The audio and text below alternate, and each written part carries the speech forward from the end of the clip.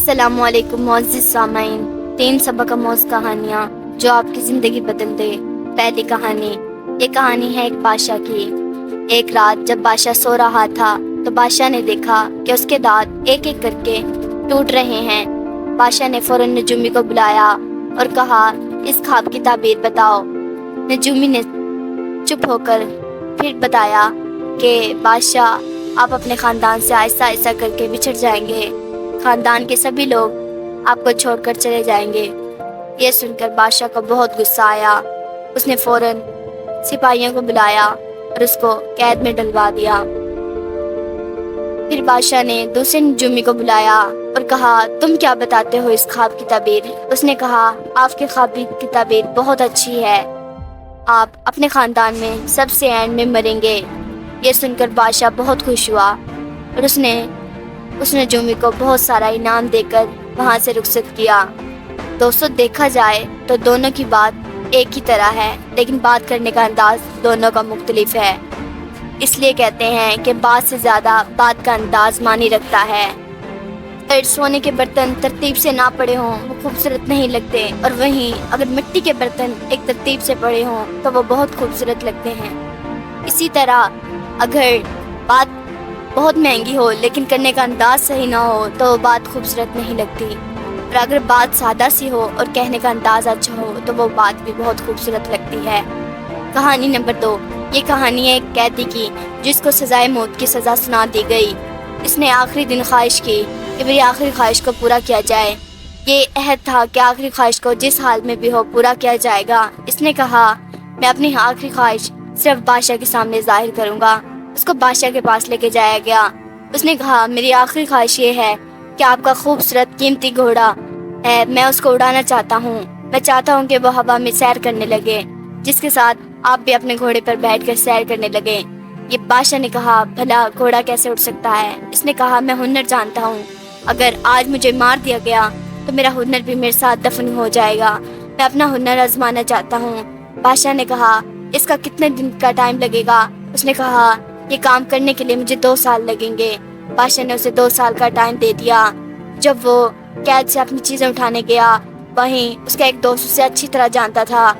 اس نے کہا، تمہیں تو گھوڑا اڑانا بھی نہیں، تمہیں تو گھوڑا چلانا بھی نہیں آتا، تو تم کیسے گھوڑے کو اڑاؤ گے؟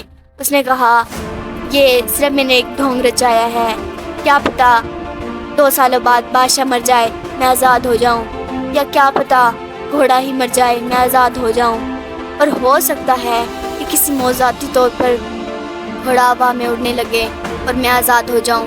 یہ سن کر اس نے کہا، ہاں تم نے صحیح کیا۔ اس لیے دوستو، زندگی میں جتنی مرضی پریشانی آ جائے، اپنی پریشانیوں کو ختم کرنا سیکھو، زندگی کو گین کرنا سیکھو، نہ کہ پریشانیوں کے سامنے گھٹنے ٹیکنا سیکھو۔ اپنے آپ کو بڑھاؤ، منزل چاہے جتنی مرضی کٹھن ہو، راستے چاہے جتنے مرضی ہوں، لیکن منزل کو پا لینا صرف آپ کا کام ہے۔ کہانی نمبر 3، ایک دفعہ کا ذکر ہے۔ ایک بوڑھا باپ اور اس کا چھوٹا بیٹا کہیں جا رہے تھے۔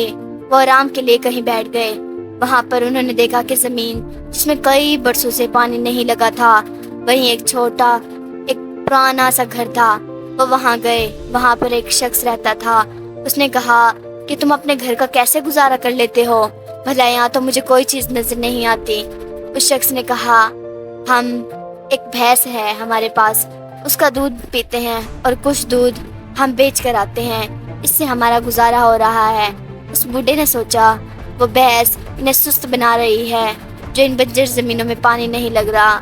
اس نے رات ہوئی، بوڑھے نے اپنے بیٹے کو اٹھایا اور کہا، چلو بیٹا۔ اس نے ان کی بھینس اٹھائی اور وہاں سے چوری کی، اور ایک پہاڑ پر جا کے اس نے اس بھینس کو دھکا دے دیا، کیونکہ وہ جانتا تھا ان کی سستی کا سبب صرف ایک بھینس ہے، اور اس نے اسے دھکا دے دیا۔ کئی سال بیت گئے، بوڑھا مر گیا اور اس کا بیٹا جوان ہو گیا۔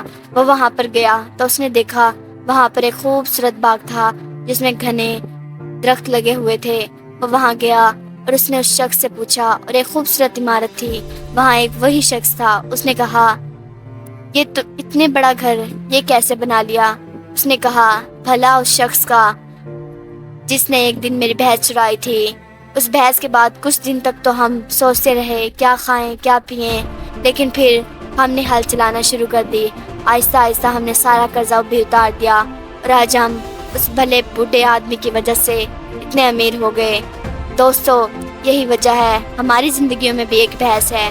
اس بھینس کو پہاڑ کی اونچائیوں سے گرا دو تاکہ زندگی میں کامیاب ہو سکو۔ ہماری کامیابی کے دوران ایک چیز ہے جو ہمیں اپنی کامیابی سے روکتی ہے۔ اس چیز کو اس بھینس کی طرح پہاڑوں سے گرا دو اور اپنی زندگی میں کامیابی اختیار کرو، اپنے مقصد کو پالو اور زندگی خوشگوار بنا لو۔